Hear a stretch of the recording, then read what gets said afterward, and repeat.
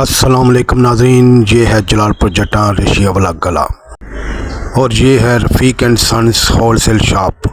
और यहाँ पर आज शुरू हुई है एक बहुत खूबसूरत एक्टिविटी जिसका अहतमाम किया है यूनिलीवर प्राइवेट लिमिटेड ने। तो नाज़रीन, अगर आप भी फ्री नूडल्स खाना चाहते हैं तो आपको लेकर आना होगा अपने बच्चों को, और यहाँ पर उनका होगा फ्री नूडल खाने का कंपटीशन। तो जो बच्चा भी सबसे ज़्यादा मुनफरिद आवाज़ निकालेगा खाते हुए तो उसको मिलेगा साथ साथ इनाम भी।